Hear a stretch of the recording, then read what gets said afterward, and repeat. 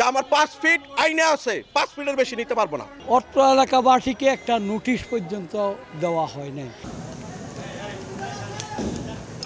দীর্ঘদিন ধরেই ফুটপাত জুড়ে দোকান, ভবনের বর্ধিতাংশ আর সরু সড়কের যানজটের ভোগান্তিতে নাকাল মুগদার মান্ডা এলাকার সাধারণ মানুষ। দুর্ভোগ লাঘবে ড্যাপে চিহ্নিত নকশা অনুযায়ী মুগদার প্রধান সড়ক বিশ্ব রোড থেকে শুরু করে মান্ডার হায়দার আলী বিদ্যালয় পর্যন্ত সড়ককে 50 ফুট প্রশস্ত করতে ঢাকা দক্ষিণ সিটি কর্পোরেশন ও রাজুক এর যৌথ উদ্যোগে উচ্ছেদ অভিযান চালানো হয়। আগাম নোটিশ না দিয়ে উচ্ছেদ অভিযান চালানোর অভিযোগ ভবন মালিকদের।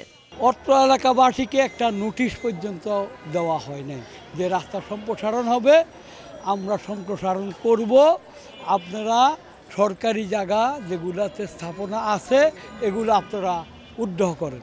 অনেকের তো 1 কাঠা আধা কাঠা জায়গা, আমরা চাচ্ছিলাম আমাদের কাছে মেয়র মহোদয়ের কাছে আর আমাদের এমপি মহোদয়ের কাছে ওনারা যদি মানুষগুলির একটু ক্ষতিপূরণটার ব্যবস্থা করে দিতেন, এই মানুষগুলির দোয়া পেতেন। 1, 2, 3 ঢাকায় জমি জিতে নিন 100% ক্যাশব্যাক সহ 20 কোটি টাকার পুরস্কার।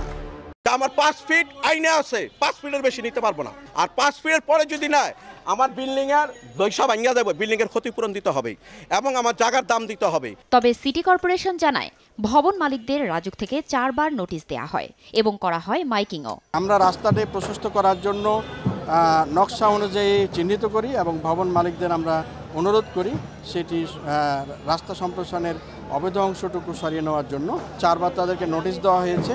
আমরা চেষ্টা করছি তাদের দাবি দেওয়াগুলি যৌক্তিকতা বিবেচনায় নিয়ে আমরা তাদের সহযোগিতা নিয়ে কাজটি করছি। অবৈধ স্থাপনার এই উচ্ছেদ অভিযান অব্যাহত থাকবে বলে জানায় ঢাকা দক্ষিণ সিটি কর্পোরেশন। ফারজানা লিনা, সময় সংবাদ, ঢাকা।